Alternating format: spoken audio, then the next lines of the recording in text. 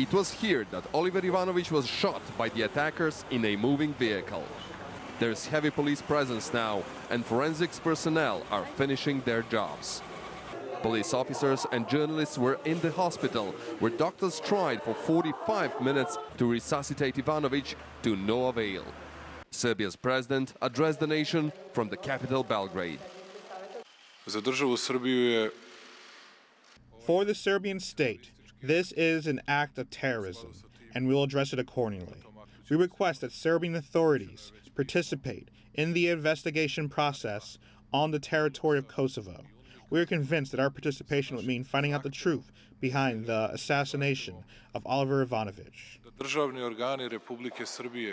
Just a few months ago, Ivanovic's personal car was torched in an arson attack in the northern part of Kosovska Mitrovica. I have talked with and interviewed Mr. Ivanovic a number of times over the past 18 years, starting in the year 2000, following the entry of NATO troops into Kosovo. His positions seemed moderate, and he was accepted by the UN and Western powers that took over the administration of Kosovo at the time. Despite his moderate political views, 15 years after the NATO intervention in Kosovo, Ivanovic was arrested for alleged war crimes committed in 1999. In the subsequent trial, he was first sentenced to prison term.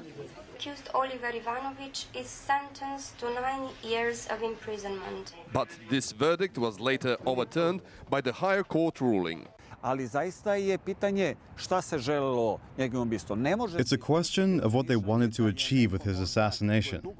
We can't rule out that someone had been planning this for a long time and wanted to delay the process of the normalization of relations currently being held in Brussels, as well as postpone the creation of a Serbian Municipalities Association in Kosovo.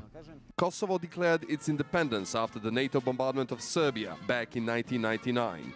It is supported by the US and the EU. Half of the world's nations refused to accept Kosovo's secession, including Russia, China and India.